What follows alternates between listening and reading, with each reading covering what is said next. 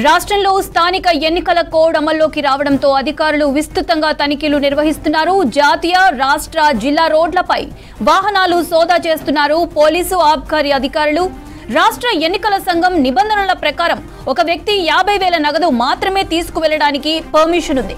అంతకంటే ఎక్కువ తీసుకువెళ్లే వారిని ప్రశ్నిస్తున్నారు పోలీసులు. సరైన పత్రాలు, ఆధారాలు చూపించకుంటే సీజ్ చేస్తున్నారు.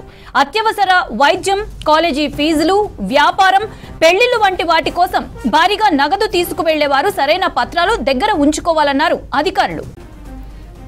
రైట్, దీనికి సంబంధించి మరిన్ని అప్డేట్స్ ధనరాజ్ అందిస్తారు. ధనరాజ్, స్థానికల ఎన్నికల కోడ్ అమల్లోకి వచ్చింది. సో అధికారులు కూడా విస్తృతంగా సోదాలు చేస్తూ ఉన్నారు. దీనికి సంబంధించిన అప్డేట్స్ ఏంటి?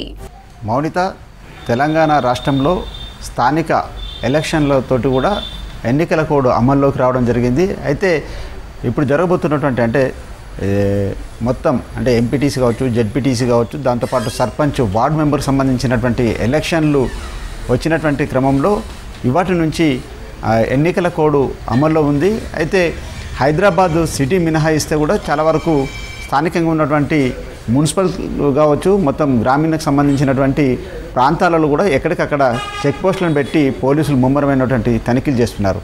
ముఖ్యంగా చూసినట్టయితే ఈ నగదు కావచ్చు, బంగారం కావచ్చు, వివిధ రకాలకు సంబంధించినటువంటి బహుమతులను కావచ్చు, పెద్ద మొత్తంలో 50,000 కంటే పెద్ద మొత్తంలో రవాణా చేసినట్టయితే దానికి సరైనటువంటి ఆధారాలను కానీ పత్రాలను కానీ చూపెట్టాల్సినటువంటి సిచ్యువేషన్ ఏర్పడింది. ఎందుకంటే ఒకవేళ ఏదైనా మ్యారేజ్ సంబంధించినటువంటి సిచ్యువేషన్లో పెద్ద ఎత్తున నగదు క్యారీ చేయడం కావచ్చు, దాంతోపాటు బంగారం కూడా క్యారీ చేసేటువంటి సిచ్యువేషన్ ఉంటుంది. కాబట్టి దానికి సంబంధించినటువంటి ఆధారాలను అన్నింటినీ చూపెడుతూ కూడా పోలీసులు అడిగినటువంటి పత్రాలను చూపెట్టాల్సినటువంటి సిచ్యువేషన్ ఏర్పడింది. ఒకవేళ కాలేజీకి సంబంధించినటువంటి ఫీజులు కావచ్చు, లేకుంటే స్కూల్ ఫీజులు ఇట్లా కట్టాల్సినటువంటి పరిస్థితి ఉంటే దానికి సంబంధించినటువంటి రిసిట్ కానీ, దాన్ని ఎక్కడైతే డ్రా చేస్తామో డబ్బులు డ్రా చేసేటువంటి ఏటీఎం సంబంధించినటువంటి స్లిప్ వస్తుందో అది కూడా చూపించాలి. లేకుంటే మాత్రం 50,000 కంటే ఎక్కువ నగదును క్యారీ చేసినట్టయితే పోలీసులు అక్కడికక్కడనే ఆ నగదును సీజ్ చేస్తారు.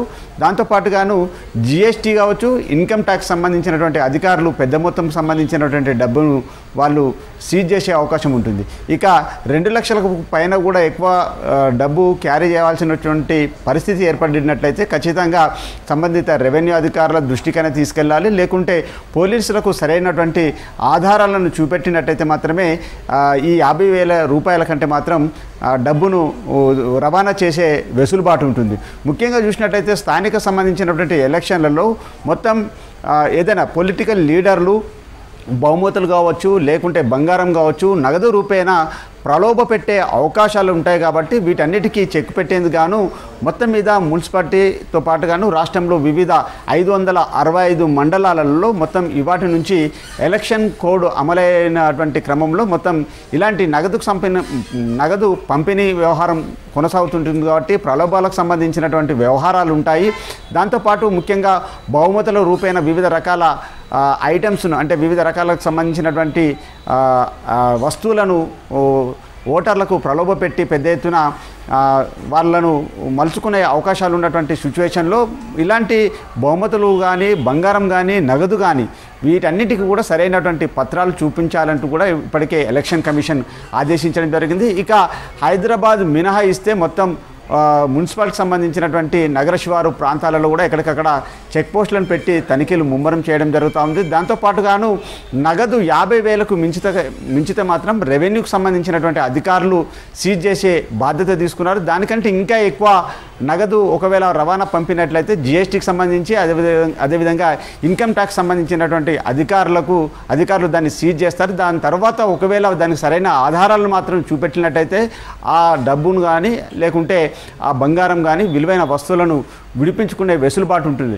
మొత్తానికి ఇలాంటి స్థానిక సంబంధించినటువంటి ఎలక్షన్లు వచ్చినటువంటి క్రమంలో మొత్తం ఎన్నికల కోడ్ ఉన్నటువంటి క్రమంలో ఎవరైనా డబ్బును మాత్రము తీసుకెళ్లేటువంటి సిచ్యువేషన్లో మాత్రం సరైనటువంటి ఆధారాలు, సరైనటువంటి పత్రాలు, అదేవిధంగా బ్యాంక్ సంబంధించినటువంటి పాస్బుక్లు, మొత్తం దానికి సంబంధించినటువంటి ఎవిడెన్స్లు అన్నింటిని కూడా తన వద్ద ఉంచుకొని మాత్రము ఈ రవాణా చేయాలి, లేకుంటే ఒక ప్రాంతం నుంచి ఒక ప్రాంతానికి వెళ్ళేటువంటి క్రమంలో ఇలాంటి సరైనటువంటి ఆధారాలను వెంటబెట్టుకొని పోవాలని ఎలక్షన్ కమిషన్ ఆదేశించినటువంటి క్రమంలోనే ఇక హైదరాబాద్ శివారు ప్రాంతాలలో ఎక్కడికక్కడ పోలీసులు ముమ్మరమైనటువంటి తనిఖీలు కొనసాగిస్తున్నారు. బారికేడ్లను ఏర్పాటు చేశారు, చెక్ పోస్టులను ఏర్పాటు చేశారు. అనుమానాస్పదకు సంబంధించినటువంటి వ్యక్తుల కదలికలపైన కూడా పూర్తిగా పోలీస్ డిపార్ట్మెంటు పూర్తిగా నిఘా ఉంచింది. మోనిత.